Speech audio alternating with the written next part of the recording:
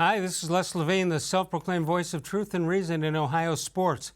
Cleveland has always been a sports town that is known for its diversity leanings. Think of these names: Larry Doby, Satchel Paige, Frank Robinson, John McClendon, Lenny Wilkins, Wayne Embry, Paul Silas, Mike Brown, Tyronn Lue, Kobe Altman, and more.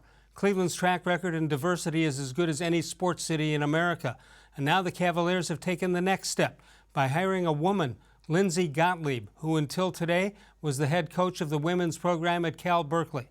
Apparently, this is not a grandstand move. New head coach John Beilein said she will have an important role on the Cavaliers' coaching staff. Maybe a couple of years ago, I would have been skeptical about this move, but when I heard the news today, I never batted an eye. Gottlieb will fail or succeed on her own merits and devices. And isn't that the way it's supposed to be? Scott Longert is here. More Sports and Les-Levine is on the air.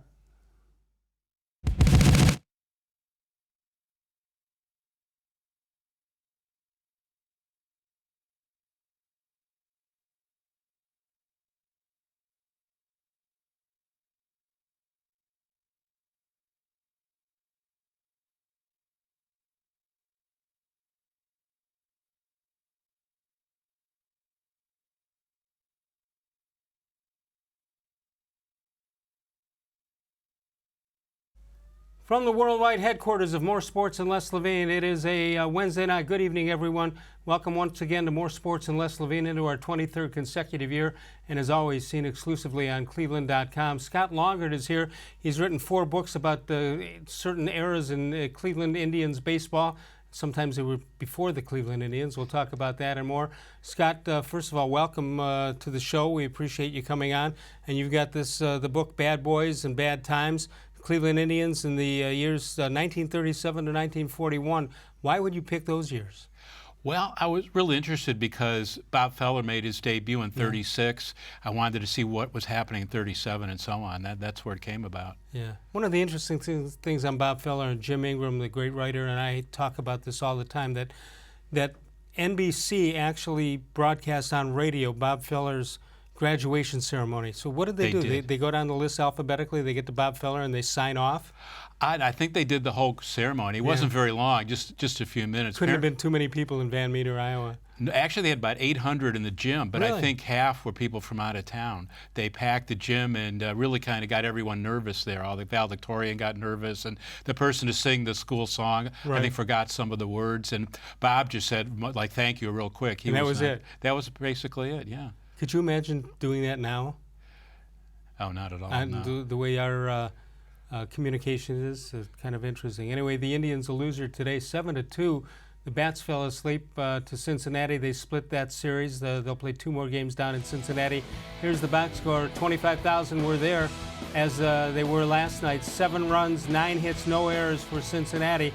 And the Indians 2-6-1. Plesac got roughed up a little bit, gave up some home runs. Santana hit one late to make it 7-2, and Tyler-Naquin had a couple of hits in that game. The Indians go on the road now, and we'll see what with Minnesota with the game tonight. That lead could slip down to 11.5 games before the Indians go on the road. Some good news: Mike Clevinger will start Monday for the Indians, and he had 2 rehab starts. Let's take a look at what he's done. Last night he was down in Akron. You see him getting back into action. This is actually in Columbus, his first outing, and he did pretty well. 2 rehab starts, first 2 major league starts. We'll talk about that. He did well in April before hurting his back, and here he is coming off the mound with a good performance. Here you go. The rehab starts June 6th in Columbus. 2 innings pitched, 3 hits, 4 earned runs, 4 strikeouts and a couple of walks. Then last night in Akron, he was much better, obviously. 5 1/3 innings, 3 hits, no earned runs, 5 Ks and no bases on balls. And 51 of his 67 pitches were for strikes. His 2 starts with Cleveland before he got hurt, 12 innings, 2 hits, no earned runs, 22 strikeouts and 4 walks for Mike Clevinger. The Indians need him back, and they need him quick, and he will get the start on Monday. Scott, this is the book that you're talking about now, Bad Boys and Bad Times, the Cleveland Indians in baseball in the pre-war era. And obviously, did the owners or or baseball itself, they knew the war was coming, right? I assume. How did they prepare for it? They had a pretty good idea. Well, the government started a peacetime draft, and if you were drafted, you would serve a year, and this was before the war. Then you could even get out. So the owners just kind of let the government do it, and guys like Hank Greenberg were taken, and several others into the Army. But I don't think baseball had a real plan. They just kind of had a wait-and-see attitude about it. I think what happened, and I know this in my father's case, my father was in that one-year draft in 1940, and when it got close to the end of the year, they said, it's not 1 year anymore. Welcome to this man's Army. 5 years later, he got out. Yeah, that was Hank Greenberg. I think his time was up when war was declared, so he stayed in and served most of the war. And Ted Williams, of course, one of the most famous. Bob Feller enlisted the day after Pearl Harbor, right? Yeah, he did. All right, so here, speaking of Bob Feller, you got Bob Feller watching manager Oscar Witt, and it's like Feller doesn't know how to pitch, and Witt is teaching him. But as we got into 1940, the Indians became known as the crybabies. What led that on, or how did that come about? Well, it was a culmination because most of the guys did not like Witt. He was very outspoken. He had a habit of not thinking before he spoke. So he'd insult the players in front of other people. Nice. He'd do it from the top of the dugout where people could hear. He'd make gestures at the guys like, oh, At his own what team? are you doing? I'm sorry? At his own team. Oh, yeah, at his own team, yeah. And the guys got fed up. And he also gave us some pretty good insults to Feller and to Mel Harder in 1940. I think that really got it going right there. When was he named manager? How in long was he? 1938. 38. So the 1940, when they became known as the Crybabies, he'd already been there a couple of years. Yeah, he was really building a lot of animosity. Jeff Heath absolutely hated his guts, and he threatened him in the dugout in front of all the players. And so you knew things were really getting bad when he took his bat and said, I'm going to crack this over your head if you don't be quiet, to the manager. My guess is when they went on the road, the Boo Birds let them have it. Oh, yeah, the crybaby chant everywhere. Yeah. People would stand up with megaphones, hold up baby dolls and baby clothes, all that. Wow. Yeah. It's pretty cool. So the end result was what? We'll get into what happened as it rolled along. The end result was that Lou-Boudreau, 24 years old, becomes manager of the team. Yeah, eventually. The next year, Roger Peckinpah took over just kind of as an interim. Right. And then Peck got moved up to general manager, and then the job was open. And Lou-Boudreau stepped in and was very aggressive about lobbying for the job. And despite some objections from Alva Bradley, he went ahead and hired Lou. He was worried he was too young, but some of the stockholders felt it's time for some young blood. We want a young guy here. So Bradley said, okay, Lou, you're hired. So not only that, he's the player manager. Yeah. Boy manager and player manager. Yeah. We actually have some video and audio from Lou-Boudreau from reminiscing about that, which is really interesting stuff if you're interested in the history of the Cleveland Indians. So this is what happened is you started with this book here, which is tremendous, called The Best They Can Be. And what this was is the story of the 1920 Cleveland Indians team, which won the first World Series ever for the Indians in 1920.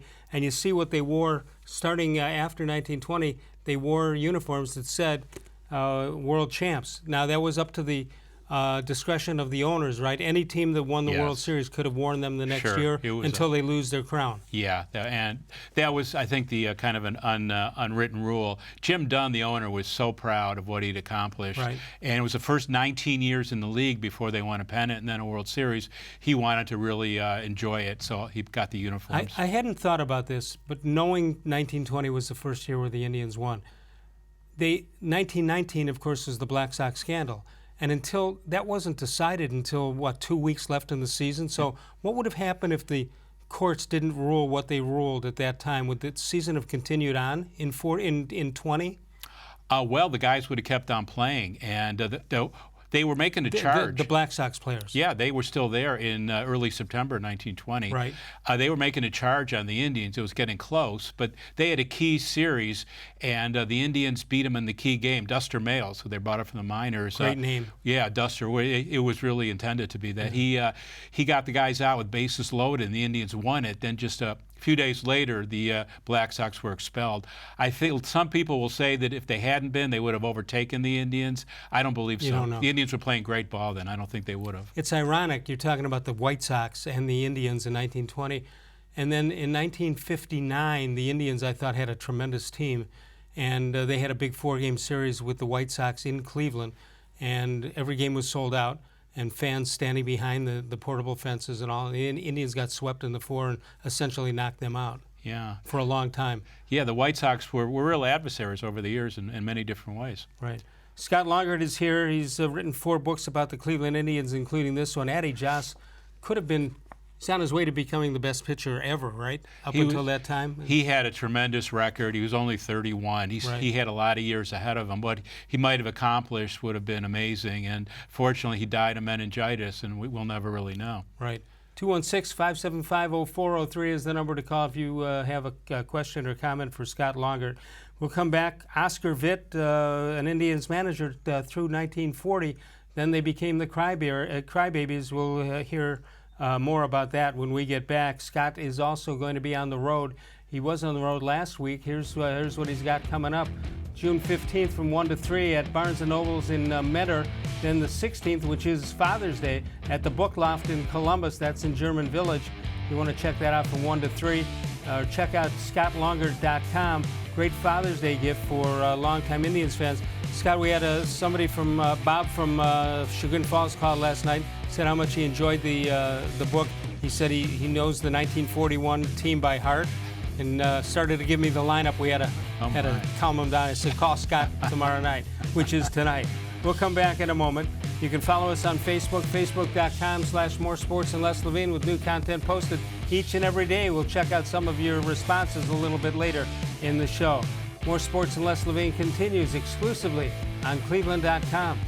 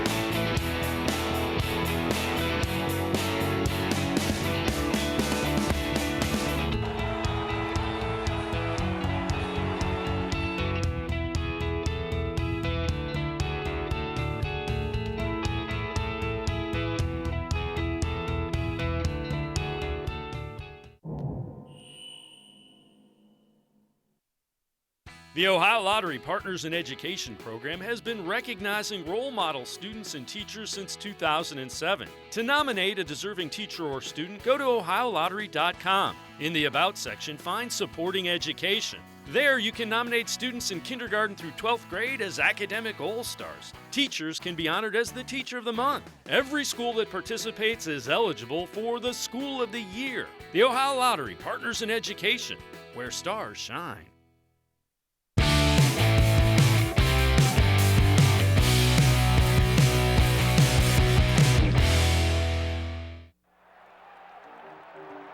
Night games and winning ball, 2 new things the fans enjoy. Feller sets the pace in 40 by hurling a no-hitter on opening day. The team starts fast and pulls away, but all is not well. The team can't stand their manager, Oscar Vitt. Bob Feller was pitching, and Bob was not having a particularly good day that day. I mean, for him. And he said in the dugout, they expect me to win. Look, that's my ace out there. Well, he was two-faced, and he would greet a man going to the plate, and then if he made out, he would criticize him in front of the entire dugout. Finally, a contingent of players pay a visit to owner Alva Bradley. They want Vitt out. And there was a few ball players on the club that just figured that maybe we could maybe win the pennant without Oscar Vitt. And that's what they wanted to do. They wanted to tell Mr. Bradley that they thought that if he changed manager, we had a chance to win a pennant. What happened with that then? How did it escalate to the problem? Well, we were playing in Boston at the time, and the players wanted to go back and have this visit with Mr. Bradley, and Johnny Allen and myself tried to convince them if they would forget that, and Johnny Allen and myself would go visit Mr. Bradley at his home. And the newspapers, the sports writers wouldn't know anything about it. No, they wanted to go down and see Mr. Bradley in his office. So that's where we went when we got back to Cleveland. And the night before we came back to Cleveland, Hal Trotsky was actually the leader there. He wanted to have the meeting at Mr. Bradley's office. His mother died, and he had to leave the club and go back to Iowa. So when we got down to Mr. Bradley's office, we had to have a speaker. And the players asked me if I would do it, because I was the oldest man on the ball club as far as service concerned. Well, I was a speaker, and I introduced our problems to Mr. Bradley that day, and that's what started it all. The story leaks, and across the nation, the team is dubbed the Cleveland Crybabies. Worse yet, a late-season slump drops them back to the pack. The final series of the season has the pennant on the line as the Tribe takes on the Tigers. The Indians' hopes are crushed. Floyd Giebel, a career minor league pitcher, outduels Bob Feller 2-0. That was a game that meant nothing to Detroit, right? Well, they had a 2-game lead with 3 to play, so they could afford to lose it. That's why Giebel was pitching. He had a record of 1-0 for the year, so they threw him in there just in case they'd have their aces rest another day. I got to tell you something. When you see the films of game action from 1940, that's as cool as it gets if you're a baseball fan. Oh, it is. It's just fascinating. Yeah. All right, so Mel Harder, who of course became not only a great pitcher, but a longtime pitching coach for the Indians, I think put in, is it possible, 40 ye's of service with the Indians? Is that possible? Yes, he started, I believe, in 27. I think they signed him around 27. And I know into the 50s, I know when Herb Score came up, Mel Harder was the pitching coach at that time. All right, so they became the laughingstock of, and that's without the communications we have today. The word spread fast about the Cleveland Indians in 1940. Feller opened up that season with the no-hitter, right? Yes, he did. 1940, only no-hitter on opening day. Yeah. And they got some pretty good jump start that way, no question about that. All right, so was there anybody on Vitt's side at all on the roster? I don't, and nobody vocally came out and said, I support Vitt, or anyone did that. I think if there were a few guys, they stayed quiet. But most of the guys really disliked him for his antics. All right, so what happened in the meeting? Most of the team, except for Hal Trotsky, goes to talk to the owner of the team. What happened? How long was the meeting? Probably a good hour or more. They had grievances, and I think Mel was talking about, they chose him because he was the oldest. I think, of course, he had the most respect of anybody. Right. I think. And then Bradley, the other guys got to speak also? I'm not sure if they spoke much. Mel was the spokesperson. They had a list of demands, what they thought about that Vitt had done to them, what he was doing, and they wanted to change. They wanted Luke Sewell, who was one of the coaches, to take over. Sewell was the players' guy. He had their backs. He was a good guy. He would have let them play ball. Right. And they wanted him. But Bradley was shocked by the whole thing. He took a couple days, and unfortunately, one of the guys who swore they wouldn't speak about it went public, and it got picked up. That's Gordon how the newspapers Cobbledick got the story, Yeah. made it front-page news, and the next day it was national news. All right, what time of the year was this, right? Near the end? This was in early June of 40. Okay, so about now in the season. Yeah, right about now, yeah. All right, so the end result was what? What did Mr. Bradley do? Bradley decided just to stand pat with what they were doing. He later would say, after he sold the team in the 40s, that he regretted the move. He didn't want to sound like he was giving in to the players and setting a precedent. So he said, Vitt stays. But at the end of the season... That's not what he wanted to do. No, I think he wanted to make the change, but he was worried about the other owners, what they would say to him. All right, Scott Longert with us. Bad boys, bad times. The Cleveland Indians in baseball in the pre-war years. That's 1937 to 1941. And do you think the fate of the Indians would have changed? Were they, if the war doesn't come along, do you think the Indians were, despite the Vitt problem, do you think they were on the move upward, talent-wise? I think so. Some of the guys were getting old, but they had guys coming up. Jim Hegan was about to come up. Bob Lemon was on the horizon. Pretty soon, Eddie Robinson. And Bob Lemon was coming up as a center fielder. Right, as a center fielder, yeah. They goes to the Hall of Fame as a pitcher. Yeah, so they had some guys coming up. Of course, Mel was getting older. He would hurt his arm. Johnny Allen would hurt his arm. Hal Trotsky would get the migraine headaches. But they had Les Fleming coming in. Les had a good year or two before he went off to the war. So I think their chances were fairly good. going up to 42. All right, when we get 43. back, we're going to check in with Bob from Chagrin Falls, who I just referenced earlier, but also the Lou-Boudreau years, and we got some tape on Lou-Boudreau that's really, if you're a baseball historian or love the game, the history of the game, you'll love listening to that. Stick around and do that. Northfield Park is your home for live and simulcast racing. Live racing Sunday through Wednesday, as well as Saturday night with the post time at 6 p.m. for those nights, but they open early at noon. At least at noon for live simulcast racing from the great harness tracks and thoroughbred tracks from all over the world. Open at least at noon, and weekly Sunday contests with the top prize, $500 cash each and every week. Free admission, free parking every day. That's at Northfield Park. Scott Longert and I return in a moment exclusively on cleveland.com. No other company or product can match the features, benefits, and warranty of an authentic Nature Stone floor. My basement was a disaster. We tried carpet, we tried tile on our uneven basement floor, but nothing worked. Moisture, dampness, even flooding will not harm Nature Stone. And with Russell's Promise, our true unconditional warranty, you will never have to replace your basement flooring again. Get Nature Stone installed by the end of June and save up to 50%. Schedule your free cost estimate easily online today at naturestone.com. It's not just a floor, wow, it's Nature Stone. There are tastes we remember. Every smell brings the happiness of times gone by. Experience this every time you walk into Gallucci's Italian Foods. Whether you need lunch on the go, a catered party, or that perfect blend of wine, meats, and cheeses, Gallucci's has exactly what you're looking for. Straight from Mama's Kitchen for old world traditions or original experiences. From the tastes you remember to new flavors you'll never forget. Gallucci's is a tasty branch of your family tree. When it comes to selling you a mattress, most retailers are handing you a long line of extra steps that drive up costs and create confusion. At the Original Mattress Factory, we simplify the mattress shopping experience by building mattresses and box springs in our own local factories and selling them direct to you. It's short, sweet, and simply makes sense. So experience more than just the mattress store. Experience an original, the Original Mattress Factory.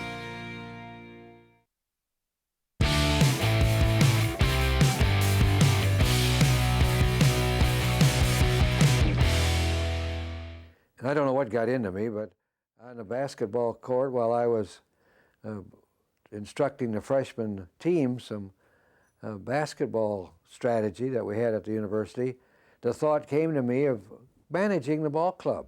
So I sat down and wrote a letter to Mr. Bradley telling him that what I had done in my high school career as a basketball player and baseball player and in college, that I could handle the major league job too as manager, and mailed the letter.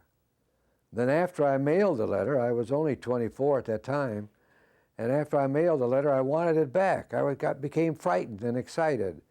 And I went to my basketball coach, Doug Mills, at that time, and my baseball coach, Wally Retker. Wally was a former major leaguer also, and asked them if they could get that letter back from the mailbox. And they said, no, forget about it. Mr. Bradley will file it in a basket and just laugh at it and forget about it. So they talked me into relaxing and just forgetting about it. I did. But the next 2 days, and then 2 days, I received a call from Mr. Bradley asking me to come in for an interview. I agreed, and then after thinking about it, I went back to Doug Mills and Wally Retker again and said, I don't want to go. That's too much for me. I'm too young, and I probably have made a mistake in trying to figure that I could handle it. And they said, forget about it. Just go in and enjoy it, and just think of it as a great experience. At your age, at 24, being interviewed for a great job. So I forgot about it and went in, took a train into Chicago and then into Cleveland, and was called upon to be questioned by 12 board of directors of the Cleveland Indians. I sat there for 45 minutes to an hour answering their questions as to what I could do, or what I would do, or what I'd try to do if I was named manager. They asked me to go back out to the office and wait until a decision was made. I did, and I was told afterwards that there was an 85-year-old gentleman on the board of directors, Mr. George Martin, who was chairman of the board of the Sherwin-Williams Paint Company in Cleveland. And he changed the first votes were 11 no's and 1 yes, and he was the only yes for me to be manager. And he changed those other 11 votes of no into yes, and they called me back and they told me I was manager of the ball club. I'll never forget Mr. Martin, and when we won the championship in 1948, Mrs. Martin was alive and sent me a wire telling me how proud George Martin would have been had he been able to live through the 1948 season. It was quite an experience. That is classic stuff. Oh, it is. That's baseball history in a nutshell. Oh, it's fabulous. Yeah. Absolutely. So he had been manager, I mean, he had been a player from 38 to 39 at that point. So 2 years in the books. Now he's 24 years old. Excellent shortstop, Hall of Famer as it turns out. And now he's going to become the head of the ball club and manage guys like Mel Harder and Hal Trotsky and guys like that. Yeah, it was a daunting challenge, really. I'm not sure how the guys looked at it. I know Lou was best friends with Ray Mack, who came up with him from Buffalo. Ray was a Clevelander. Right. They were real close friends, and their relationship had to change. His son Tom, of course, was a great football player at Cleveland Heights and is in the Hall of Fame. Yes. With the old Los Angeles Rams. Oh, yeah. His brother, Dick Mack, played a guard for Ohio State football in the Woody Hayes era. Right. Yeah.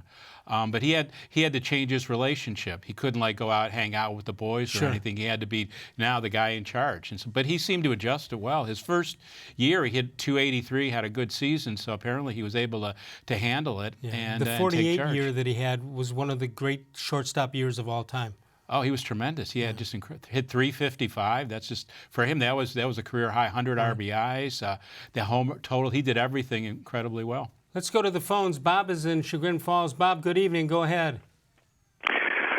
Good evening, Les and Scott. Scott, I want to tell you I read all 4 of your books, and I hold on.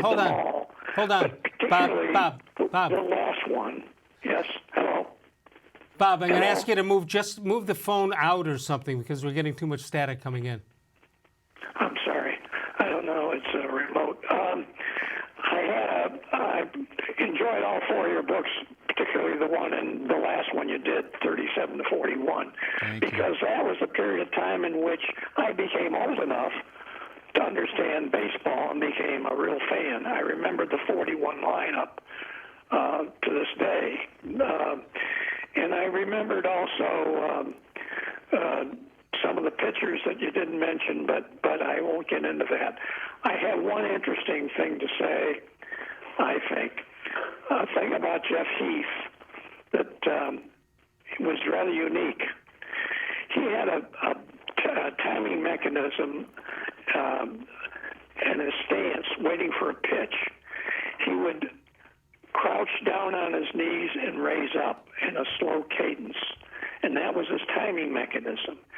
And I don't know how he concentrated to time his crouch and his raising up to hit a baseball. But he did it. That was the way he did it. And I tried it growing up playing baseball and it was terrible. But he's the only guy I know that ever had that type of thing. He crouch, stoop on his knees and get up again and go down again and up again. Bob. No other baseball player had that timing mechanism. All right, let me ask you this. That was your formative years as far as being an Indians baseball fan and an Indians fan. What did you know about, or did you know anything that was going on behind the scenes with the manager situation with Oscar Vitt and eventually with Lou-Boudreau? Did you know anything? No, I just heard about it and I didn't understand it. Because I was, let's see, in 41 I was 8 years old. Okay. So the Oscar Vitt thing happened when I was 7. And I heard the name, I heard the problem, the crybabies. What bothered me more was we lost the pennant to Detroit that year in 1940. Wow. I assume because of this. Yeah. And then, but I didn't remember really what was going on. The book explained it. And of course, later on I learned, because a lot was written about it over the years. All right, Bob. I really enjoyed the book, Scott, and Thank you. wish you well on the next one. Thank you, Bob. I'm waiting for it. All right, Bob, thanks so much. We appreciate it very much. Bob from Chagrin Falls checking in on that, his formative baseball years, which all of us have had somewhere along the line. It's one of the beauties of the game that no matter who you talk to, decades separate them from other people. I talked to a guy yesterday who's a huge Rocky Colavito fan. And so his formative years, it was Rocky Colavito and Vic Power, as you had mentioned, and then, of course, the trade, which Colavito for Harvey Keene, which really set the differentiation of Cleveland Indians baseball, because through the 50s, I mean, that 59 team was as much of a fun team as they've ever had. Oh, yeah, it was a great ball club, a lot of talent on the team. A lot of wackos. Yeah, but to trade Rocky was just absolutely ruined everything. All right, when we come back, we'll check out our Facebook question of the day. We'll also let you know about the voicemail of Truth and Reason. If you can't get in to call us when we do the show live from 6 to 7 p.m. Eastern Time, you can call anytime and leave a message. We'll ask you to keep it short. We'll use the best messages in future shows. That's the voicemail of Truth and Reason. Scott Longert is here. He's got a book he's talking about. Bad Boys, Bad Times is one of them. And no beer, no money, no beer, no penance.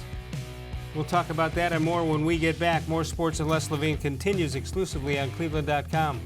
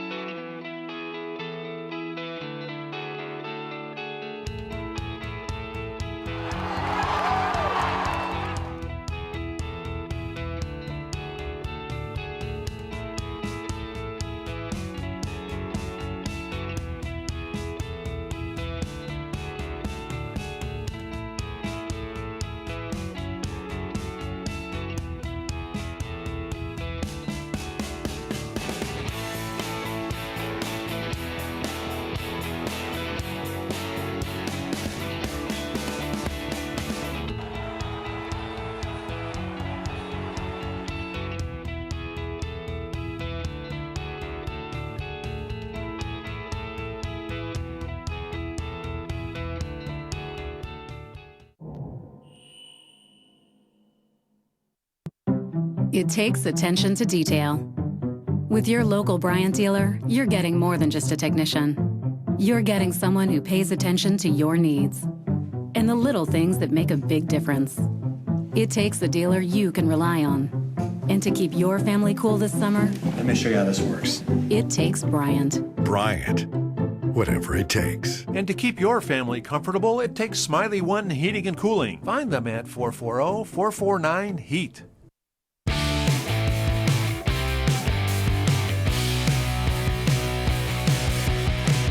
Let's take a look at this date in sports history. June 12, 1890, Cy Young gets his first win for the Cleveland Spiders.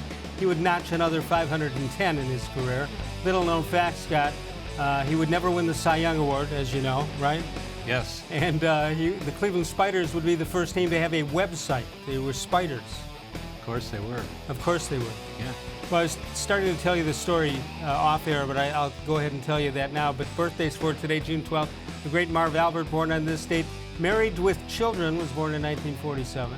Hideki Matsui, Antoine Jameson with the Cavs there on the left. Rick Nash and Drew Holiday, all born on the 12th of June. League Park, as you know, the first baseline would have corresponded with right field, the right field line going out to Lexington. And that would have been 66th in Lexington, would have been at 66 is in the big, how tall was the fence in right field? 40 feet. 40 feet, which is essentially the same as the Green Monster in Boston. But my grandfather lived in and owned a tailor shop on 70th and Lexington.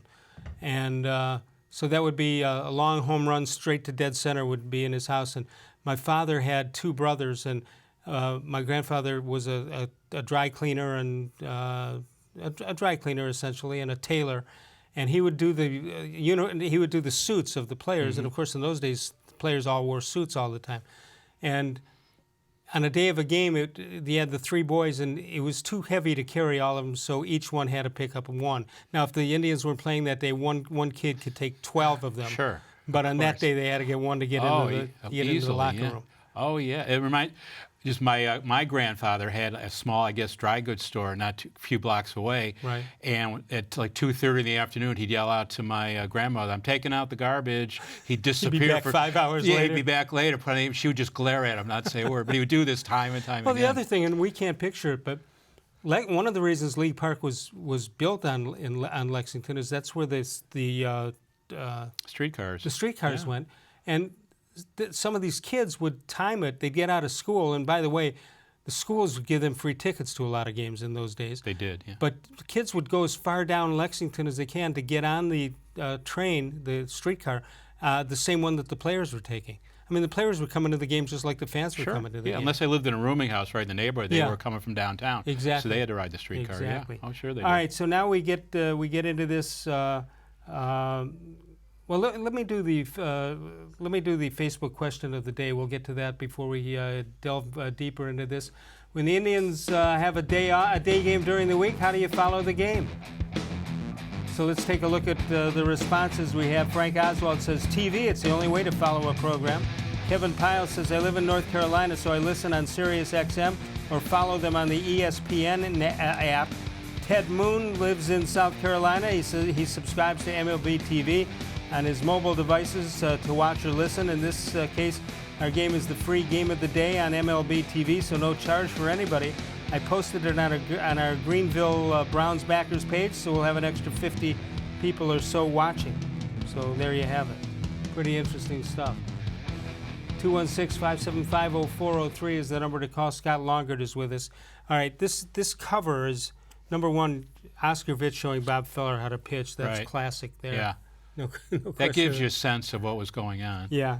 What do you think he was telling Bob? Probably something about his motion. I think he didn't like it that Bob had such a high kick. He didn't like that. Well, that's Juan Marichal had one too. Yeah. Did pretty well with it. Yeah. All right, this is no money, no beer, no pennants. The Indians in baseball in the Great Depression. So this covers what, 37 to 41? This covers like 27 to 36. Okay, tell me who this. You got an empty grandstands, and I assume that's left field, left center field. Yeah, it is. Yeah. All right, who's the pitcher? That is Willis Hudlin, one of our mainstays in the late 20s through the 30s. He was famous for giving up Babe Ruth's 500th home run at League Park. At League Park. Yeah. What year would that have been? That was, I think, about 29. Right. Yeah. They drew a huge crowd, and the Yankees went out 1-2-3 in the top of the first. Babe came up, led off the second, and just slammed one way over the 40-foot wall. They batted fourth then? Not that third? particular day he was, because they put the numbers on based on their place in the order, and Babe was number 3 because he batted third. Yeah, they may have switched him and Garrett for that day for some reason. I don't know why.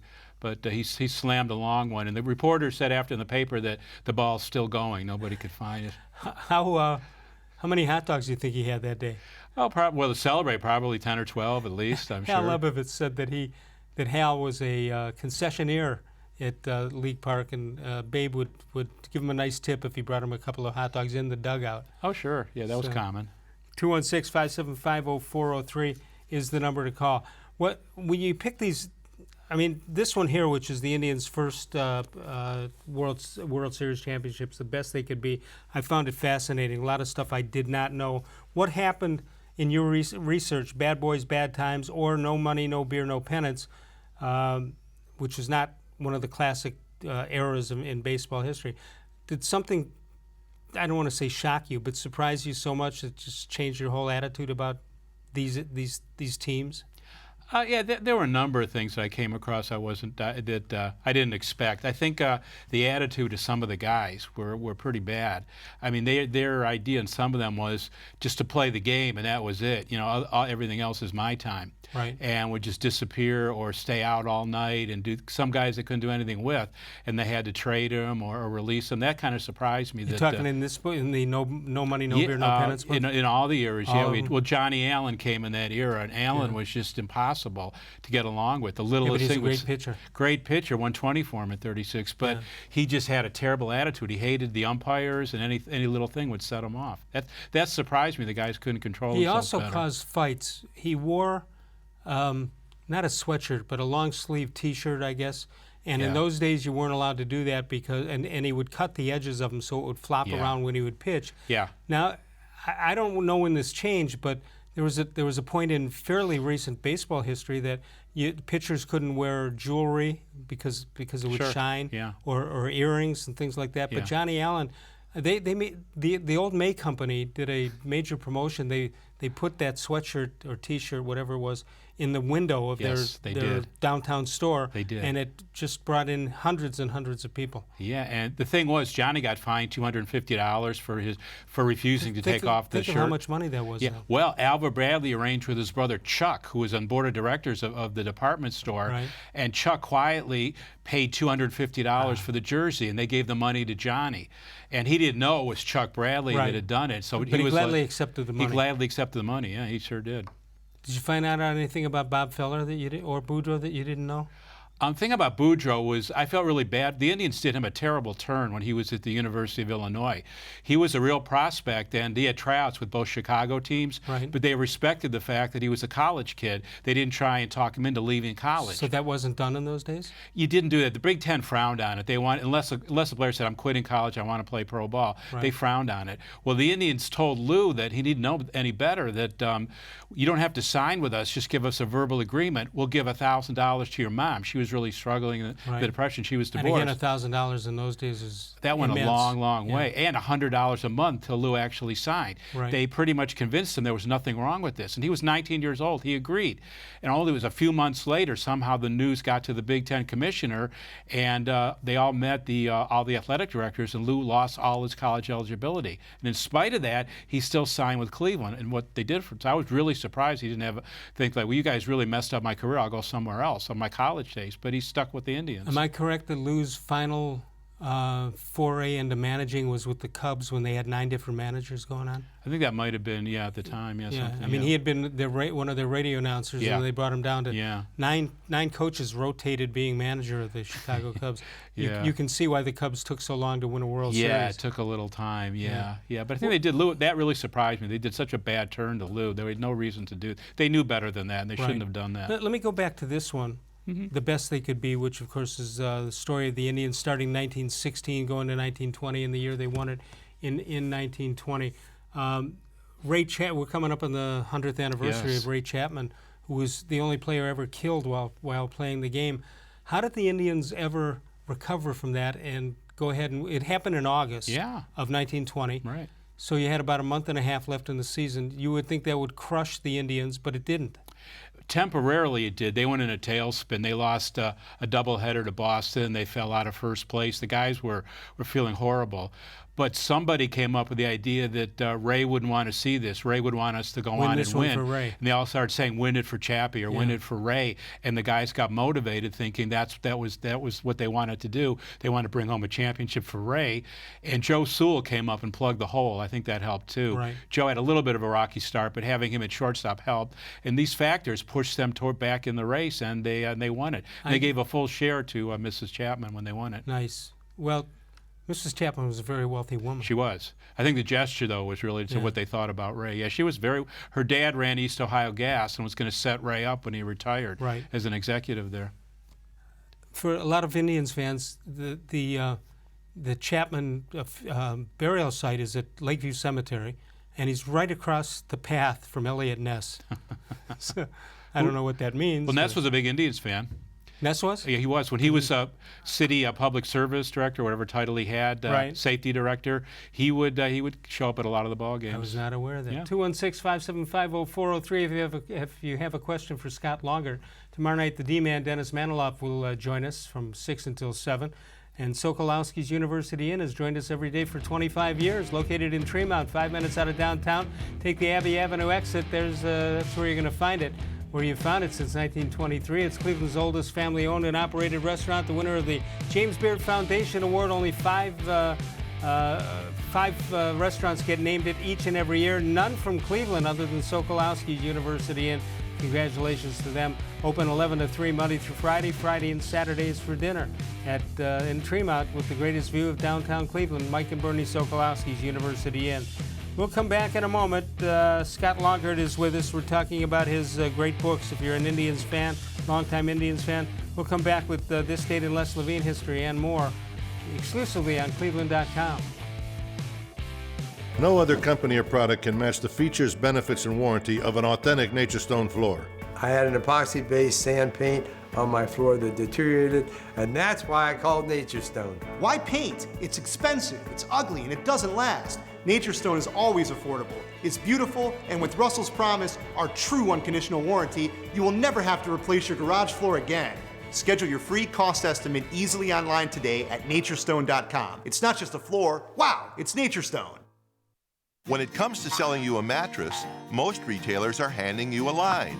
A long line of extra steps that drive up costs and create confusion. At the Original Mattress Factory, we simplify the mattress shopping experience by building mattresses and box springs in our own local factories and selling them direct to you. It's short, sweet, and simply makes sense. So experience more than just a mattress store. Experience an original, the Original Mattress Factory.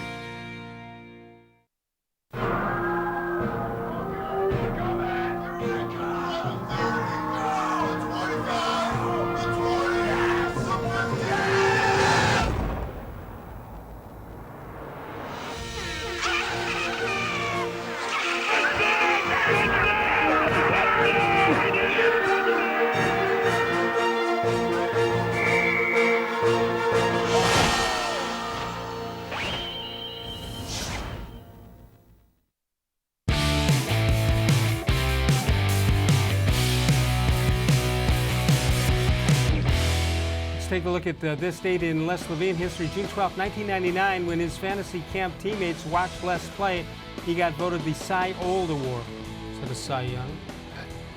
I get it. You do? That's important. 216-575-0403 is the number to call. How come quickie? How come with runner? Explain this baseball oddity to me.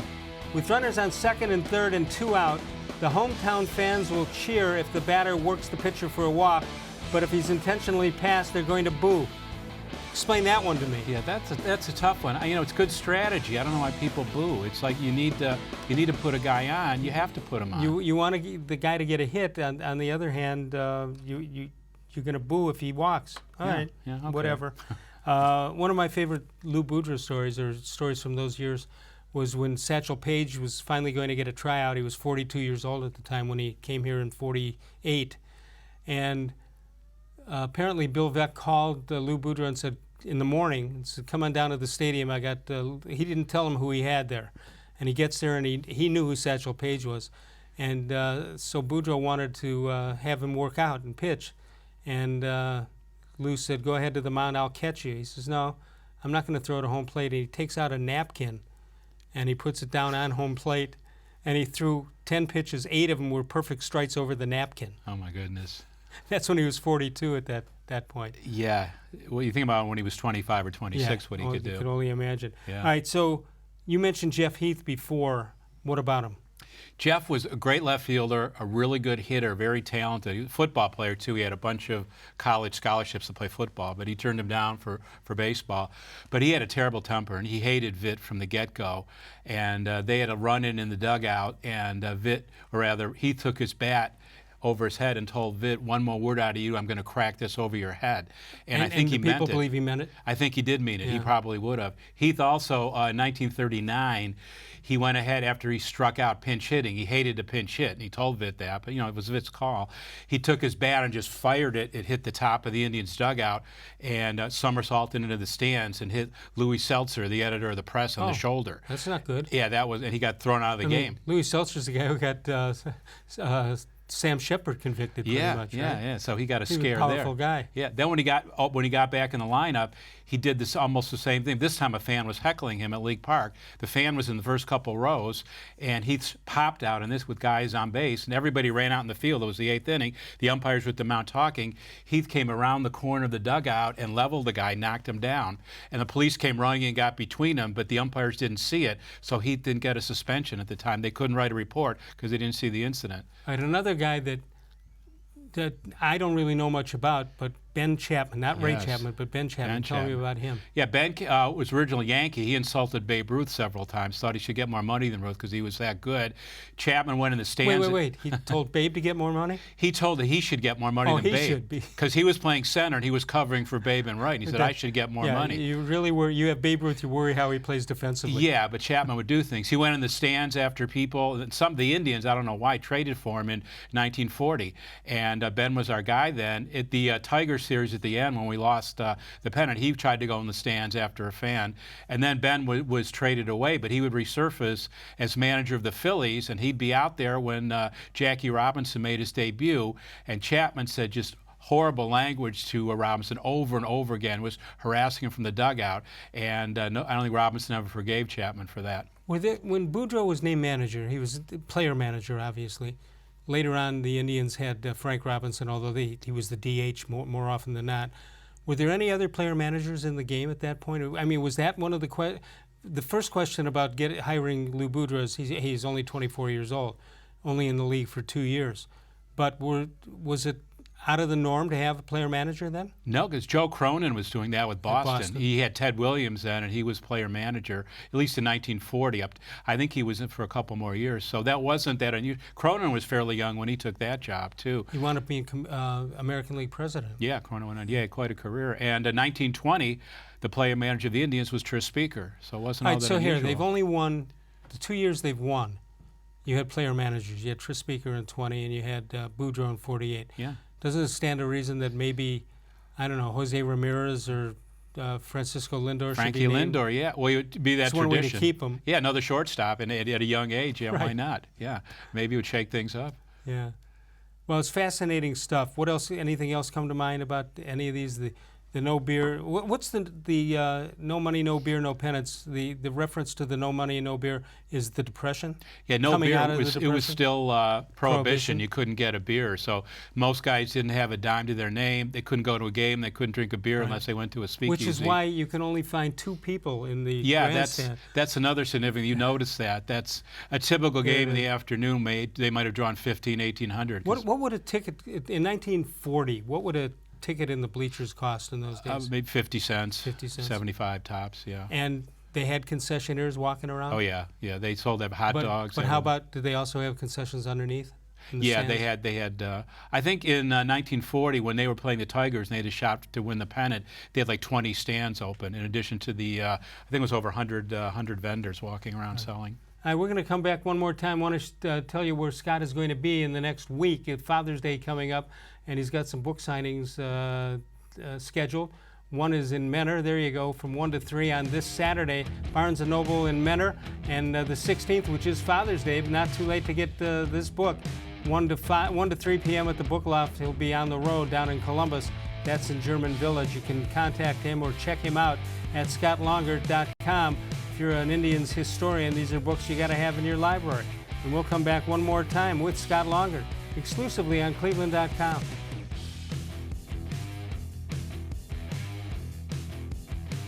No other company or product can match the features, benefits, and warranty of an authentic Nature Stone floor. My basement was a disaster. We tried carpet, we tried tile on our uneven basement floor, but nothing worked. Moisture, dampness, even flooding will not harm Nature Stone. And with Russell's Promise, our true unconditional warranty, you will never have to replace your basement flooring again. Get Nature Stone installed by the end of June and save up to 50%. Schedule your free cost estimate easily online today at naturestone.com. It's not just a floor, wow, it's Nature Stone. There are tastes we remember. Every smell brings the happiness of times gone by. Experience this every time you walk into Gallucci's Italian Foods. Whether you need lunch on the go, a catered party, or that perfect blend of wine, meats, and cheeses, Gallucci's has exactly what you're looking for. Straight from Mama's kitchen for old world traditions or original experiences. From the tastes you remember to new flavors you'll never forget, Gallucci's is a tasty branch of your family tree. The Ohio Lottery Partners in Education program has been recognizing role model students and teachers since 2007. To nominate a deserving teacher or student, go to ohiolottery.com. In the About section, find Supporting Education. There, you can nominate students in kindergarten through 12th grade as academic all-stars. Teachers can be honored as the Teacher of the Month. Every school that participates is eligible for the School of the Year. The Ohio Lottery, partners in education, where stars shine.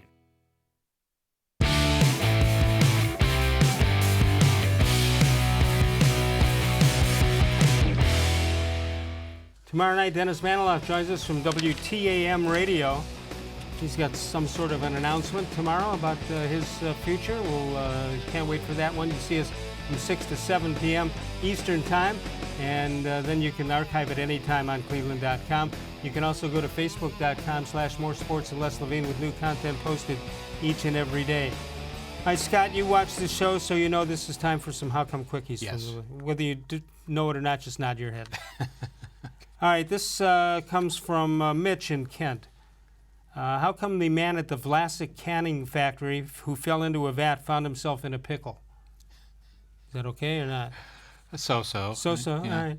How come if a tiny dancer was under suspicion for posing as a psychic, would he be a small, medium, at large? I would think so. Yeah.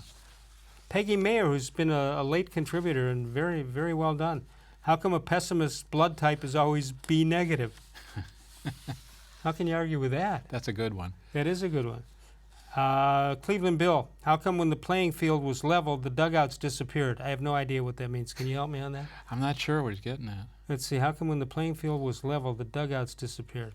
I don't know. And then he has one that for sure I don't know. I'm going to leave that. I need further explanation on that. Mr. Gullible comes in with his nightly example. It's the food edition of How Come Quickies. How come I ordered 2,000 pounds of Chinese soup and I got 1 ton? 1 ton soup. How come the sick Italian chef passed away? That is terrible. All right, here we go. John Patrick, his daily double. How come a poorly worded How Come Quickie is no laughing matter? That is correct. You got to word them correctly, then they're funny. How come ballerinas dance on their tiptoes? Why don't they just get taller ballerinas? This was a pretty good batch, except for Cleveland Bill, who I need an explanation on that. Yeah, or I really. need more time to pre-read them. I think that's what the problem is. Yeah, that might be. All right, so after this week, you'll be on the road this week, and then Yes. what? You settle back again and write 3 more books, or what are you going to do? I have a couple more in June and July. Couple more appearances. okay. Yeah, I'll be going around different places. I actually have written a children's book on Cy Young. Really? That is being the final edit right now. Is going on as we speak. That's an interesting premise. What do you have going? It's kind of to introduce kids to baseball in Right. the early days, about how the game was different, way before all the media. And how they might have heard of the Cy Young Award but not know what it was? Who he is, yeah. So we did. It'll be about 90 to 100 pages, but he was an interesting guy when I really started looking into research on him. He lived in Newcomerstown. Yes, he did. Yeah, he was born and raised a farmer, and that's what he did his entire life. When he finished baseball, he went right back to the farm. What was and kept so working. interesting about him? Just that? That he was a really a generous guy too. He was very generous with his friends, and when one of his friends, Lou Krieger, his old-time catcher, was really sick, they organized a benefit game in Boston in 1930. Cy made the trip. He was probably about sick 67. He pitched a couple innings to bring people out there, and most of the money went to Lou Krieger, who was dying of tuberculosis. But he always remembered his friends. He got involved in Little League in the late 40s and 50s. He would go in his 80s to the Little League World Series and throw out the first ball. You know, you would think he won 511 games, and now I don't think there's ever going to be another 300-winning game. Probably not. And probably those wins were skewed a little bit because he probably pitched 3, 4. He probably started 3, 4, 5 games a week, right? They didn't have a pitch count. No, not at all. No, you just pitched till if the game went 18 innings, you were supposed to finish it. Right. There were no questions asked. Very good. Thank you for coming. Thanks for having me. Scott Longert, the great books.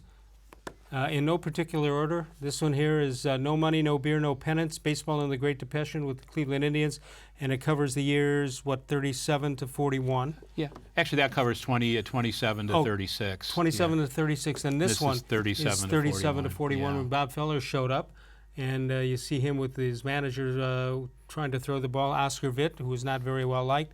And this is one I think is tremendous. 1920, actually from 1916 to 1920, it is the best they could be. And in 1921, look at the uniforms. They were world champions instead of Cleveland Indians. That'll do it for us. Dennis Maniloff tomorrow night. We will see. Of all the shows I've ever done, this was the most recent.